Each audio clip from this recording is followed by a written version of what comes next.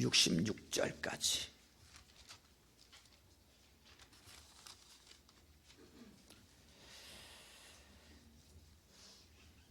찾으셨으면 다 기록하셔서 오늘 나에게 주시는 하나님의 말씀으로 우리 같이 합독하시겠습니다.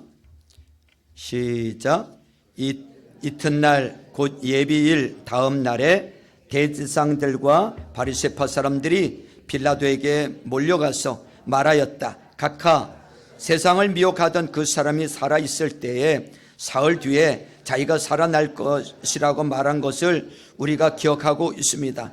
그러니 사흘째 되는 날까지는 무덤을 단단히 지키라고 명령해 주십시오. 혹시 그의 제자들이 와서 시체를 훔쳐가고서는 백성에게는 그가 죽은 사람들 가운데서 살아났다 하고 말할지도 모릅니다.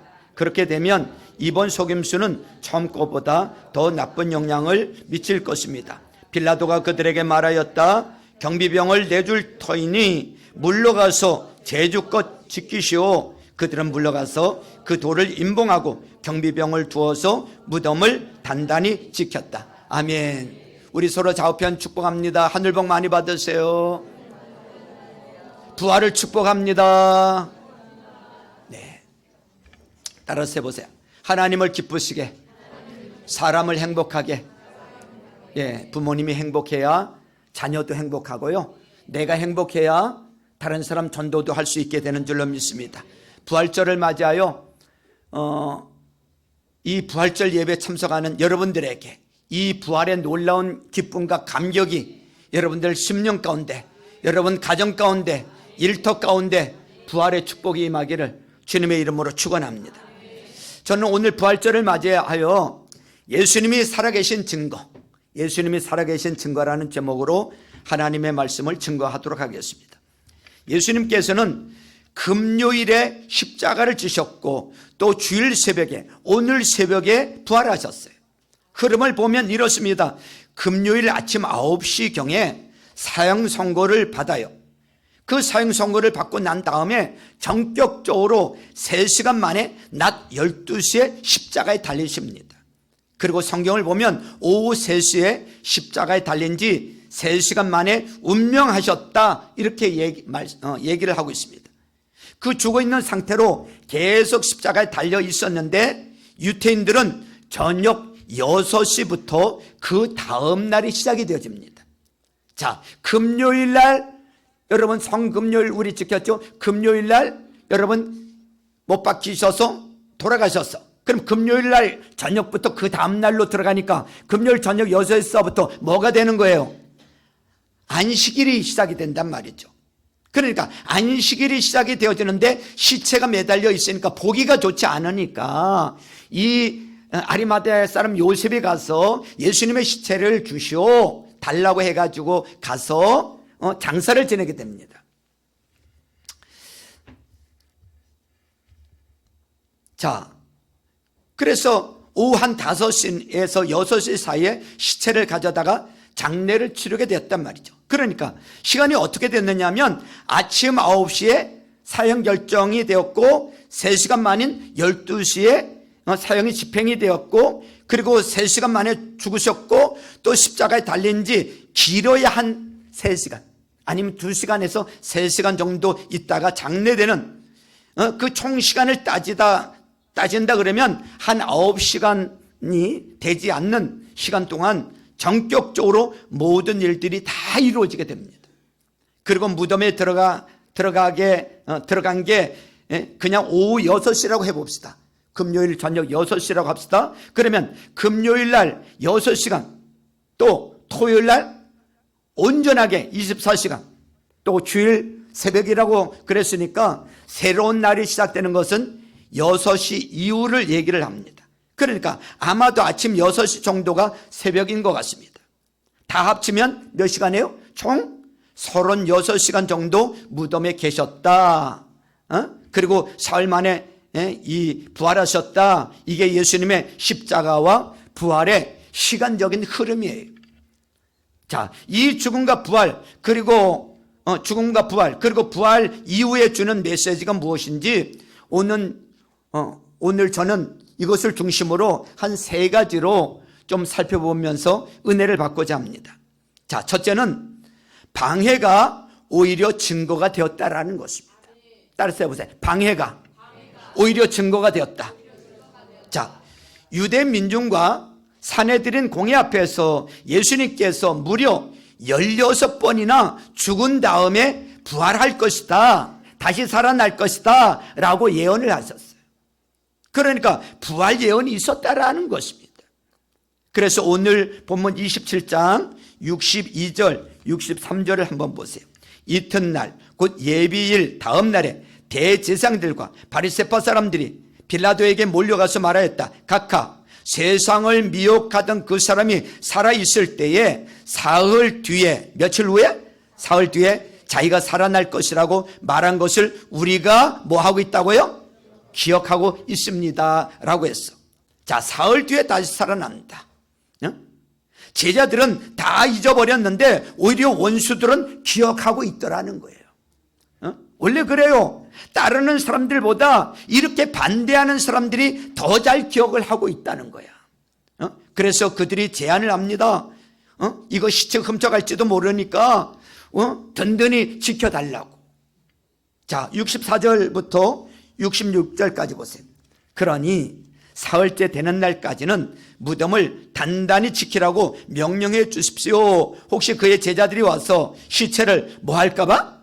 훔쳐가고서는 백성에게는 그가 죽은 사람들 가운데서 살아났다 하고 말할지도 모릅니다. 그렇게 되면 이번 속임수는 처음 것보다 더 나쁜 영향을 미칠 것입니다. 빌라도가 그들에게 말하였다. 같이 읽습니다. 시작. 경비병을 내줄 터이니 물러가서 제주껏 지키시오. 그들은 물러가서 그 돌을 봉인하고 경비병을 두어서 무덤을 단단히 지켰다 그랬어요. 자, 예수님의 무덤을 지켰다고 말하고 있어요. 어떻게 지켰는가 하면 3중장치로 지켰어요. 첫째는 큰 돌로 막았다는 거예요. 그리고 뭐 했어요? 봉인을 했어요. 그리고 세 번째는 로마 경비병들을 세웠다 이렇게 말하고 있어요. 이게 얼마나 철저하게 막은 거냐? 잠깐 설명을 드린다면 큰 돌로 막았다 그랬는데 이 큰 돌이요 2톤 정도가 된답니다. 큰 돌이에요. 2톤 정도 되는 그 돌을 막았어요. 이거를 굴리려면은 지금도 시험을 해보니까 장정, 아주 힘있는 남자 장정 20명 정도를 동원해야 여러분 움직일 수 있을 정도로 그렇게 큰 돌이에요. 이 돌 굴리는 거 사람 몇 사람 가지고 할 수 있는 문제가 아니라는 것입니다. 또 두 번째는 봉인했다고 그랬는데 항제 봉인이에요. 항제 봉인. 이거 함부로 뗐다가는 그냥 사형이에요. 지금도 이 법원에서 집달관이 오는 경우가 있어요. 집달. 집달이 와서 뭐예요? 빨간 딱지 붙이죠. 그럼 그거 함부로 떼면 돼요? 안 돼요? 함부로 떼면요 붙잡혀갑니다. 똑같습니다. 그거보다 더한 거죠. 항제의 봉인이 있었어요. 아무도 손대지 못하는 그런 거예요. 거기다가 세 번째로 로마의 경비병이 있어요. 당시 로마 군병의 사기가 어느 정도냐면 최고였다는 거예요. 군기 빠진 군대가 아니었다는 거예요. 어마어마했다는 거예요. 사기 충천한 군대였고 당시 기록을 보니까요. 보초 한번 잘못 써면 보초 쏘다가 졸지요. 졸면 하형을 시켰답니다. 어떻게 했느냐 하면 먼저 보초 쏘다가 조는 군병이 있으면 데려다가 먼저 군복을 벗겼대요. 옷을 다 벗기고 난 다음에 군복을 먼저 태웠답니다. 자기가 입고 있던 군복이 탑니다. 명예를 더럽혔다는 거죠. 그 타는 군복을 보면서 공포가 더해오는 거죠. 그리고 난 다음에 몸에다 불을 붙여 죽였답니다. 그러니까 이 군대의 사기가 보통 사기가 있는 군대가 아니에요. 적당히 그냥 서 있다가 졸고 자빠져 자고 그런 게 아니에요. 오합지졸이 아니라는 거예요. 그런 군대가 지키고 있었다라는 것입니다. 역사학자 폴리비우스는 이렇게 얘기를 해요. 로마군이 행하는 처형과 처벌 그리고 불명예 제도와 같은 형벌은 동일한 장면을 두 번 다시 하지 않도록 만드는 최상의 방법이었다. 이렇게 기록이 되어 있어요. 그리고 역사학자 요세푸스도 이렇게 얘기를 해요. 로마 병사들은 엄격한 군기 때문에 용맹한 전사가 되었다. 그런 사람들이 지키고 있었단 말이죠. 그러니까 이건 뭐 시체를 훔쳐갔다는 건 거의 불가능한 일이다. 이렇게 말할 수 있다라는 거예요. 그래서 2종, 3종으로 지켰던 것이 오히려 부활의 확실한 증거가 되었다는 것입니다. 일단 부활의 증거가 무엇입니까? 그 2톤이나 되는 돌이 굴려졌다는 거죠. 28장 여러분 2절을 보세요. 그 뒤에 28장 2절을 보세요. 2절에 보니까 같이 읽죠. 시작. 그런데 갑자기 큰 지진이 일어났다. 주님의 한 천사가 하늘에서 내려와 무덤에 다가와서 그 돌을 굴려내고 그 돌 위에 앉았다. 이렇게 말하고 있어요. 지진 때문에 굴렀다. 또 천사가 굴렸다. 둘 다입니다. 지진도 났지만 천사가 내려와서 돌을 굴리고 그 돌 위에 천사가 앉아 있어요. 그러니까 하나님께서 돌을 굴린 거예요. 그 다음 돌을 굴렸으니까 뭐가 띄어진 거예요? 봉인이 띄어진 거죠. 그 다음에 로마의 군사들이 그 광경을 다 지켜보면서 죽은 사람처럼 되었다 그랬어요. 여러분 그들이 부활의 증인이 됩니다. 4절을 보세요. 28장 4절 시작. 지키던 사람들은 천사를 보고 두려워서 떨었고 죽은 사람처럼 되었다 그랬어요. 그들이 증인이 돼버렸어. 만약에 로마 군병들이 없었다 그러면 그 부활을 본 사람들이 없었을 건데, 그렇죠? 그들이 봤잖아요. 그들이 부활의 증인이 되었다는 것입니다. 여기서 우리에게 주는 중요한 적용적인 메시지가 있다고 생각을 합니다. 우리가 신앙생활을 하면서 큰 방해가 있을 수 있어요. 근데 큰 방해가 오히려 우리에게 큰 증거가 될 수 있다라는 거예요. 큰 대적이 있어요. 큰 대적이 오히려 우리에게 큰 승리를 알리는 그런 원동력이 될 수 있다는 것을 잊지 마세요. 다윗을 보세요. 다윗의 대적이 만만한 대적이 아니었잖아요.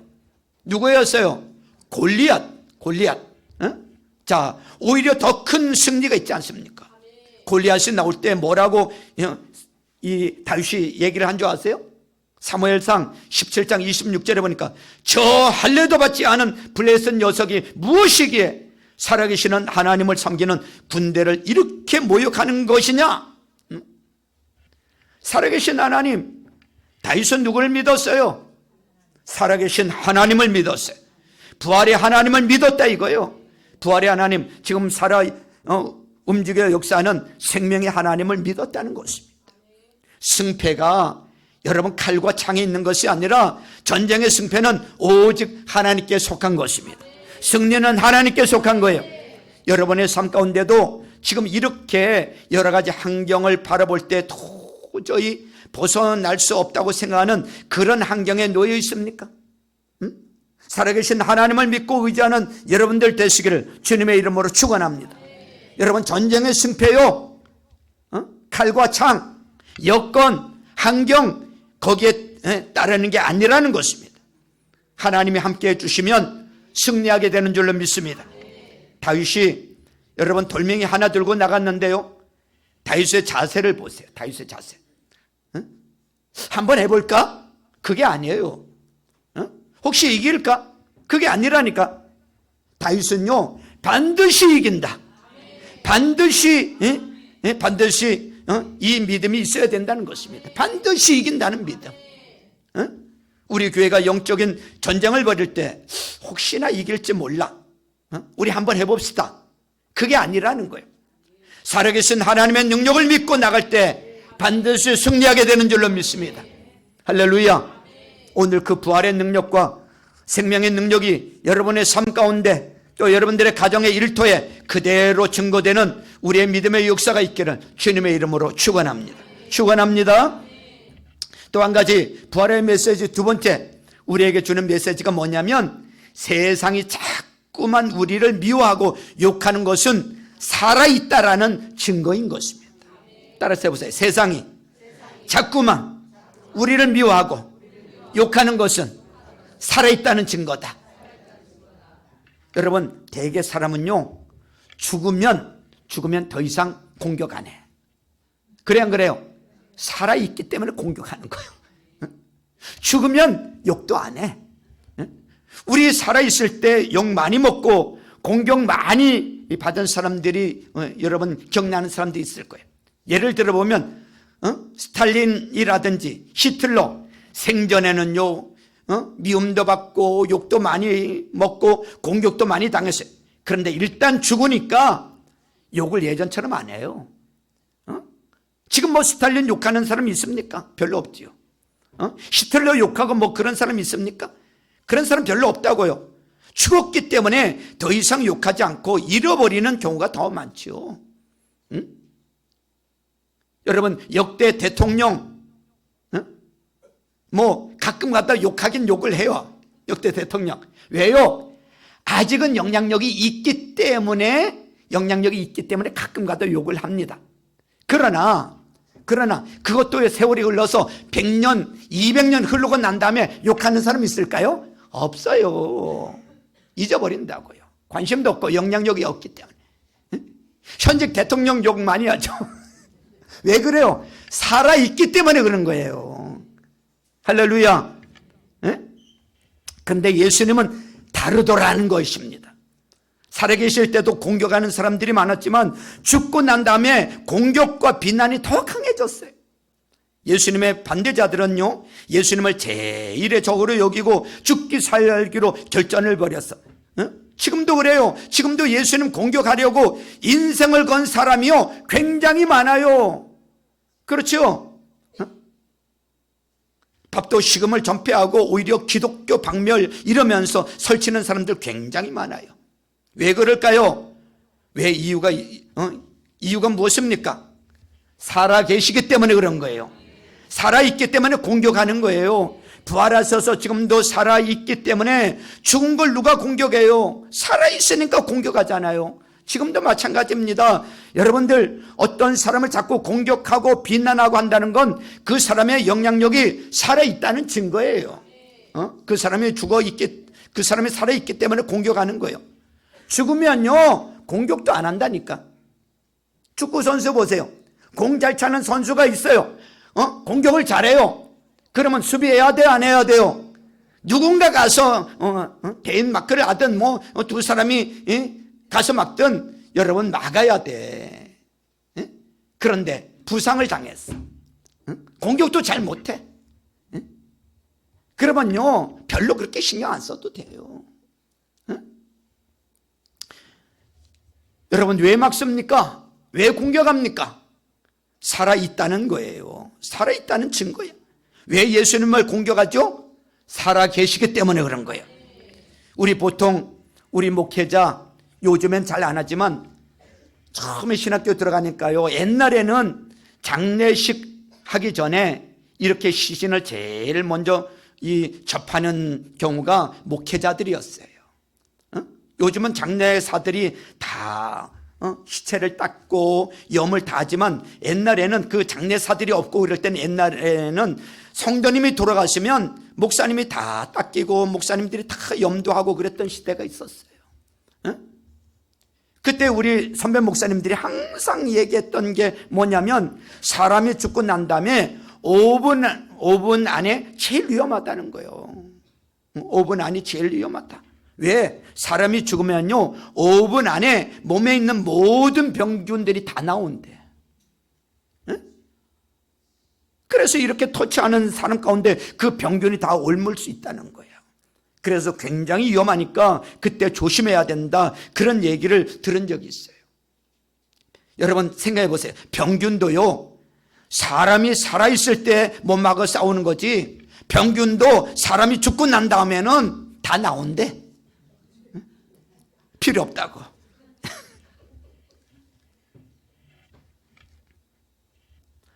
더 공격하지 않는다는 거예요. 교회와 성도도 마찬가지라는 거예요. 죽으면 더 이상 공격하지 않아. 무시해버려. 근데 왜 공격하죠? 왜 싸우죠? 살아있기 때문에. 그 교회가 살아있기 때문에 공격을 당하는 거예요. 그 성도가 살아있기 때문에 공격당하는 거예요. 뒤집어서 얘기하면 성도가 영적인 싸움을 벌이지 않는다는 건 공격당하는 것도 없고 그 교회도 공격당하는 게 없다면 죽어 있다는 얘기예요. 살아있는 성도는 100% 영적 싸움을 벌이게 돼 있다는 것입니다. 왜 마귀가 공격하는지 아세요? 살아있으니까 공격하는 거예요, 마귀가. 그래서 성도는 멸시를 당할지언정 무시당하면 안 돼요. 따라서 해보세요. 성도는 멸시를 당할지언정 무시당하면 안 된다. 세상에서 제일 무서운 게 무시당하는 거야. 그 죽었다는 뜻이거든요. 멸시는 뭡니까? 살아있으니까 멸시하죠. 살아있으니까 공격하는 거죠. 예수님은 살아계시기 때문에 죽음 이후에 부활하셨기 때문에 더 많은 공격과 더 많은 비난이 있었다라는 거예요. 마찬가지예요. 예수 믿는 사람들도 똑같지요. 예수님과 동일한 그런 고난과 어려움들이 있다는 것입니다. 어느 내용에 보니까 이런 내용이 있더라고요. 어떤 나이 드신 문인 작가가 있었는데 애지중지 그 딸을 키웠는데 그 딸이 선교사로 헌신을 한다는 거야. 선교사로. 그러니까 믿음이 별로 안 좋고 이분이 제대로 믿는 분이 아니니까 뭐 하겠어요? 반대를 하죠. 귀하게 키운 딸이 선교사로 나간다니까 뭐 좋겠습니까? 말려도 안 듣더라는 거예요. 내가 평생 주를 위해서 선교하는데 바치겠습니다. 그랬더니 글을 하나 썼어요. 그분이. 그 내용이 뭐냐면 간단히 말하면 이런 거예요. 위대한 약탈자요. 예수님을 그렇게 불렀어요. 위대한 약탈자라고. 내 딸 빼앗아 갔다라는 거죠. 내 딸을 이리도 데려가는구려. 그래서 마지막 구절이 참 재미있어요. 당신은 살아있습니다. 그 사람이 반대하면서 느꼈던 게 뭐냐면 딸을 약탈하는 분이다. 뭐 이렇게 설명은 했지만 또 하나 느꼈던 게 뭐냐면 당신은 분명히 살아있다고. 살아있는 존재가 아니면 그렇게 내 딸의 마음을 뒤흔들 수가 없잖아요. 내 딸의 마음을 빼앗아갈 수가 없잖아요. 살아있다고. 그걸 발견한 거예요. 그러면서 내 딸을 약탈해 갔다. 그 다음 내용이 뭐냐면 잘 봐달라는 거예요. 당신을 위해서 충성하니까 끝까지 보호해주고 붙들어 달라. 그 아버지의 마지막, 여러분, 그 아버지의 마음이에요. 예수님 살아계십니다. 할렐루야. 살아계시다는 거예요. 그러므로 살아계신 예수님 믿고 따르는 하나님의 백성들 다 될 수 있기를 주님의 이름으로 축원합니다. 여러분, 주의 종들도 핍박당해요. 우리 성도들도 신앙생활 제대로 잘 하다 보면요, 여러분 공격당해요. 가족들로부터 공격당하기도 하고요, 친구들로부터 공격당하기도 하고요, 이웃으로부터 공격당하고 직장 동료로부터 공격당하고. 왜요? 살아있으니까. 요한복음 15장 18절에 보니까 이런 말씀이 있어요. 세상이 너희를 미워하면 너희보다 먼저 나를 미워하는 줄 알라 그랬어요. 20절에 보니까 내가 너희에게 종이 주인보다 더 크지 못하다 한 말을 기억하라. 사람들이 나를 박해하였은즉 너희도 박해할 것이요. 그렇게 말하고 있어. 그러니까 예수님 박해했듯이 우리도 박해한다는 거예요. 왜요? 살아있기 때문에. 그래서 나는 신앙생활을 하는데 전혀 박해도 없고 반대도 없고 그냥 뭐 믿는 건지 안 믿는 건지 모르고 살아가요. 그것은요, 죽었기 때문에 그런 거야. 죽었기 때문에. 살아있는 신앙이 있다면 절대로 그럴 수 없다는 거예요. 본인의 영적인 상태를 점검해 보세요. 아무 영향 없는 죽은 자가 아니라 정말 살아있는 영향력이 있는 하나님의 백성들이 다 될 수 있기를 주님의 이름으로 축원합니다. 그러나 이런 도전이 있다 할지라도 기독교는 승리하고 도전하는 여러분 기독교인 줄로 믿습니다. 여러분, 저도요, 예수님 딱 믿고요, 제대로 예수님 믿기 시작하니까 바로 공격이 오더라고요. 바로 공격이 와요. 부모님이 공격하고요, 형님들이 공격하고요, 직장 동료가 친구가 공격하고요, 직장 동료들이 공격하더라고요. 여러분, 왜요? 하나님께서 우리 함께 하시기 때문에 도전은 있지만 박해는 있지만 최종적으로는 승리하게 되는 줄로 믿습니다. 우리 부활장이라고 얘기하는 고린도전서 15장 55절에 보니까 죽음아 너의 승리가 어디 있느냐, 죽음아 너의 독침이 어디 있느냐. 57절에서는 그러나 우리 주 예수 그리스도를 통하여 우리에게 승리를 주시는 하나님께 우리는 감사를 드립니다 그랬어요. 하나님께서 승리를 주십니다. 어떤 절망도 이기게 하십니다. 어떤 질병도 이겨냅니다. 어떠한 고통도 이겨냅니다. 마지막 어떠한 죽음도 이겨냅니다. 그게 기독교, 여러분 기독교의 능력인 줄로 믿습니다. 여러분, 그러므로 세상의 공격과 또 세상의 비난과 세상의 미워함이 있을 때 원망하지 말고 이거 살아있다는 증거다라고 생각하시면 되는 줄로 믿습니다. 예수 그리스도의 부활의 능력으로 말미암아 능히 이길 수 있는 믿음의 사람들 다 될 수 있기를 주님의 이름으로 축원합니다. 그리고 세 번째, 부활이 주는 메시지가 뭐냐면 우리를 영적으로 소생시켜서 담대함을 가진 자로 변화시킨다는 것입니다. 따라서 해보세요. 우리를 영적으로 소생시켜서 담대함을 가진 자로 변화시킨다. 그렇습니다. 사람을 변화시킨다는 거예요. 이 변화시키는 파워가 있다는 거예요. 부활을 반대하는 사람이 이렇게 얘기합니다. 시체가 없어졌다. 이런 얘기를 할 때 세 가지로 얘기를 해요. 세 가지 가능성이 있거든요. 첫째는 반대자들, 원수들이 예수님의 시체를 훔쳐갔대요. 그리고 두 번째는 제자들이 가져갔다는 거예요. 오늘 성경에 나오죠. 제자들이 가져갔대.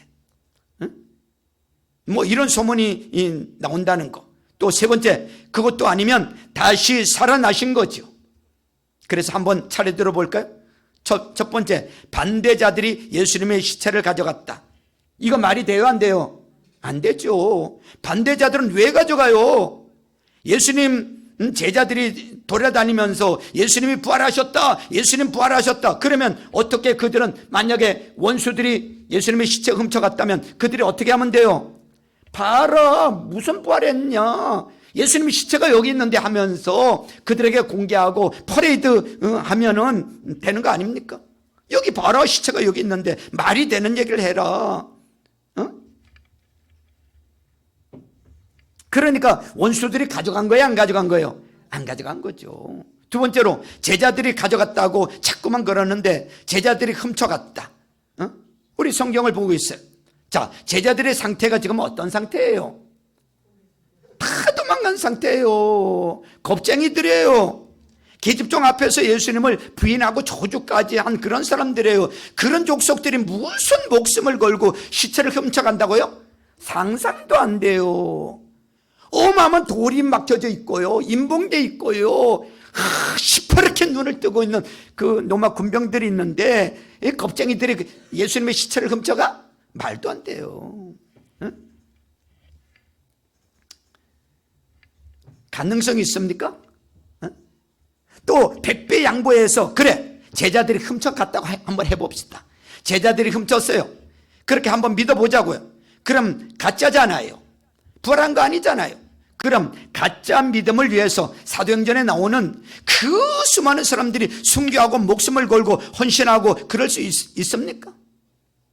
거짓을 위해서 목숨을 걸 수 있어요?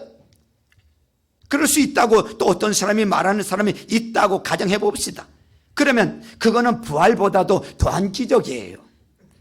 그렇지 않습니까? 거짓을 위해서 목숨을 걸었어요. 이건 난 부활보다 더 믿기 힘들다고 생각을 해요. 그들의 믿음이 더 큰 거잖아요. 내가 그래서 만약 그렇다면 무릎 꿇고 싶어요. 이야, 너네 믿음 대단하다. 진짜 가짜를 위해서 목숨을 걸었대요. 가짜를 위해서, 그것도 한두 명도 아니라 집단으로 목숨을 걸었대요. 헌신했대요. 여러분, 이게 가능한 일입니까? 아니죠. 있을 수 없는 일이죠.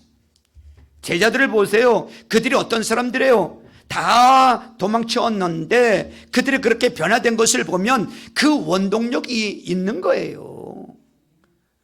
쫄자 같은 자들이 그렇게 목숨 걸고 복음을 전한다는 것은 원동력이 있어요. 바로 예수님이 부활하셨다는 거예요. 부활의 주님을 받기 때문에 그러는 거예요. 응?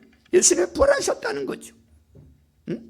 그게 세 번째 조건이죠. 예수님이 부활하셨다는 것입니다. 증인도 많잖아요. 첫째, 로마 군병들이 증인해요. 그 다음에 고린도전서 15장 4절에 보니까 장사 지낸 바 되었다가 성경대로 사흘 만에 다시 살아나서 게바에게 보시고, 게바가 누구예요? 베드로에게 보시고 후에 12 제자에게와 그 후에 500여 형제에게 일시에 보이셨다 그랬어요. 여러분 500명한테 동시에 보이는데 500명을 속인다는 게 그게 말이 됩니까? 여러분 한번 생각해 보세요. 500명이 모여가지고 야 우리 거짓말하자 그러면서 짰어. 그러면 그 중에 한두 명 거짓말했다고 폭로하는 사람이 안 나올까요? 확률적으로 말도 안 되는 거죠. 부활하셨습니다. 부활 당시에 거기 있는 사람 중에 고린도전서 15장에 보니까 이렇게 말하고 있어요. 그 사람 중에 대다수가 살아있고 이렇게 말하고 있어요. 고린도전서가 쓰여질 때 대다수가 살아있고 어떤 사람은 지금 잠들었으며 또 야고보에게 보이시고 끝에는 만삭되지 못하여서 난 자 같은 나에게도 보였다 그랬어요. 태반이나 살아있다고.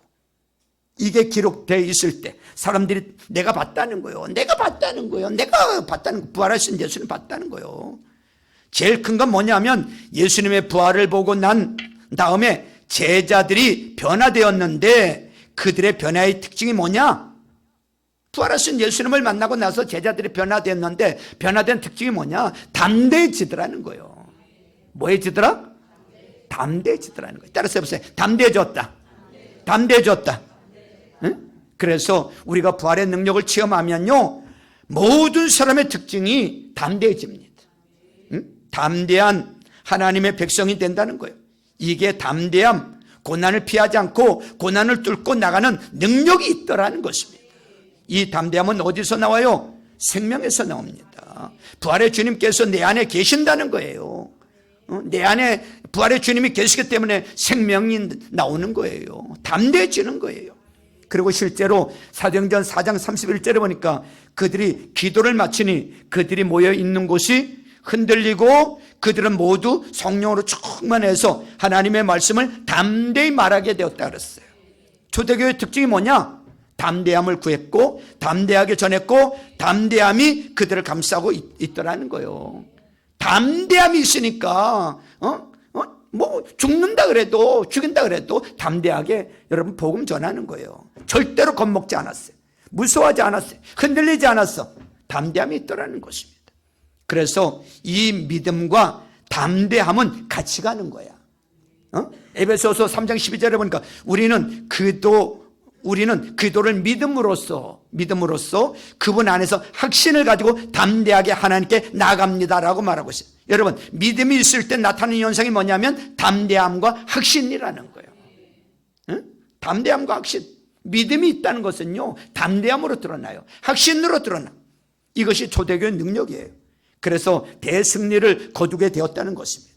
그리고 교회도 마찬가지예요. 교회 안에는 부활의 능력이 있어야 되는 줄로 믿습니다. 교회 안에 부활의 능력이 반드시 있어야 돼. 부활의 능력이 나타나면 어떤 일이 벌어지냐? 사람이 변합니다. 교회 안에 예수 믿던 사람이 들어와서 부활의 주님을 만나면 예수님을 영접하면 사람이 변해. 사람이 변한다고. 그렇게 욕쟁이가 욕이 점점 사라져. 그렇게 술을 많이 먹던 사람이 점점 술이 끊어져. 담배가 끊어져. 왜 그렇게 변합니까? 생명의 주님이 부활의 주님이 그 안에 계시기 때문에 그분이 자꾸 그런 은혜를 주시니까 변하는 거예요.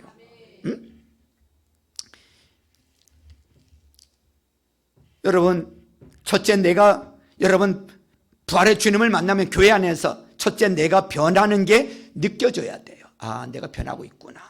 그리고 내 주변에 여러분 주변에 변화된 사람을 봐야 돼요. 목장에서 보세요. 우리 목자 목녀님이 변하는가? 우리 목장 식구들이 변하는가? 이렇게 보는 거야. 우리 교회는 특별히 요즘 목자 목녀 분들이 많이 변화됐지요. 그렇죠?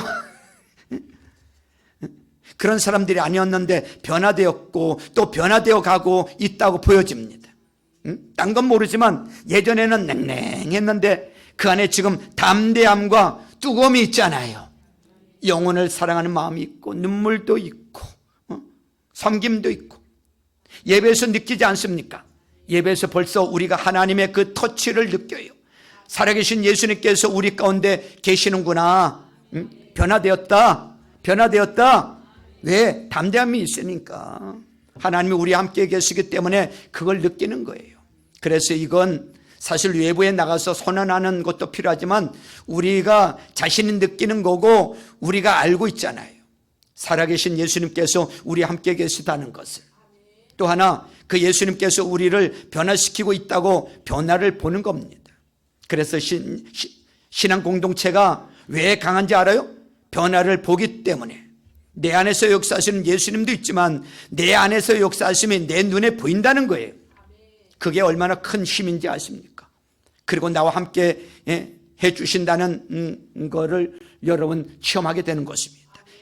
그 담대함이 있는 거지요.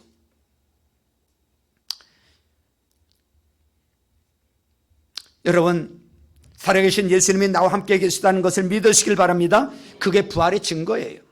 요한복음 14장 18절에 보니까 이런 말씀이 있어요. 이게 참 힘이 돼요.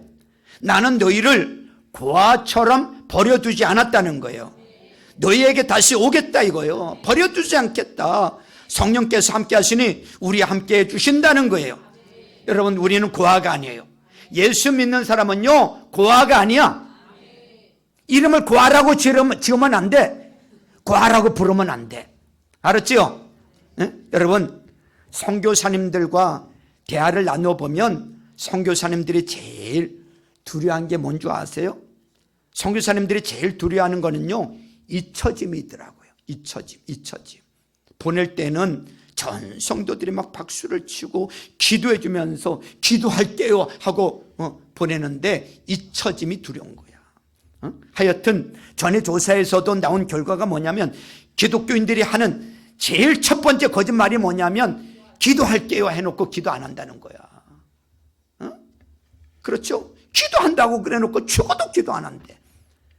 그러면 안 되죠. 진짜 기도해야 되죠. 우리 중보팀도요 목사님이 기도 제목 올려놓으면 그 자리에서 바로 그 기도 제목을 보고 기도하든지 아니면 기도하고 난 다음에 기도했습니다 라고 하고 문자를 올리세요. 그 기도 제목을 보고 기도할게요 해놓고는 기도 안 해. 거짓말 하게 된단 말이죠. 다 잊혀버린대요. 그래서 선교사님들이 자꾸 선교 안 하고 자꾸만 고국에 와가지고 선교 보고하고 그러려는 이유가 물론 헌금도 모금해야 되는 필요가 있지만 더 중요한 건 잊혀질까 봐 그런데요. 잊혀질까 봐. 그래서 우리가 할 일이 뭔지 아세요? 목장에서 우리 선교 담당하시는 분들이 그들이 잊혀질까 봐 걱정하기 전에 자꾸만 연락하고 선교지 소식 묻고 편지도 보내고 사진도 보내고 기도한다 그러고 확신시켜주고 그래서 인간이니까 여러분 안 잊었어요 하고 자꾸 해야 되는 거예요. 여러분 잊지 마시길 바랍니다. 아무리 사람이 다 잊었다 할지라도 하나님은 잊지 않으신다는 것을 잊지 마시길 주님의 이름으로 축원합니다. 지금 여러분의 이 멘탈리티의 문제가 되는 게 뭔지 아십니까? 다 그거 아니에요? 내가 잊혀진 거 아닌가? 내가 버림받은 거 아닌가? 진짜 나와 함께 계시나? 부활의 주님이 우리와 함께 계시나? 여러분 이 부활의 주님이 나와 함께 계십니다. 왜 제자들이 흐트러져 버렸습니까? 예수님이 함께 계시다가 죽었다라고 생각을 하니까 그런 거예요. 이제 우리는 고립됐다라는 게 아무것도 아니라는 거예요. 그들이 다시 힘을 얻었던 이유가 뭐예요? 예수님이 다시 살아나셨고 그들과 영원히 함께 계신다는 거예요. 그걸 믿었기에 그걸 믿었기 때문에 그들이 생명을 걸고 담대하게 나갈 수 있었던 것입니다. 그게 부활의 메시지예요. 자, 여러분 저를 따라서 한번 해주세요. 옆 사람에게 이렇게 인사를 해주세요. 하나님이 당신과 함께 계십니다. 당신은 반드시 승리합니다. 당신은 고아가 아닙니다. 아멘. 그런 능력으로 이로서는 믿음의 우리 성도들 다 될 수 있기를 주님의 이름으로 축원합니다. 여러분 정리를 합니다. 결론이에요. 우리가 부활에 관한 다양한 메시지들이 있지만 이게 반대하는 것들이 있죠. 생명에 대한 반대, 죽음의 세력들 방해가 오히려 증거가 되고 우리에게 큰 도움이 될 수 있다는 것을 믿으시길 바랍니다. 그래서 악한 마귀의 방해가 두려워하지 마세요. 하나님이 그것을 역으로 이용하신단 말이죠. 역으로. 아멘. 또 두 번째로 자꾸만 여러분들을 미워하고 공격하는 거 있지 않습니까? 예수님도 그랬습니다. 왜 그래요? 살아있기 때문에. 살아있으면 항상 공격당한다는 거예요. 그러나 반드시 승리한다는 것을 잊지 마세요. 그리고 마지막 세 번째로 영적으로 소생하면 담대함이 생긴다는 변화의 역사가 있다는 것을 잊지 마시길 주님의 이름으로 축원합니다. 이제 우리 자신의 변화를 바라보고 하나님, 우리도 주변에 이 부활의 능력으로 세상을 변화시키는 변화의 원동력이 될 수 있도록 해달라고 간구하는 우리 사랑의 동산교회 성도들 다 될 수 있기를 주님의 이름으로 축원합니다. 우리 이 시간에 찬양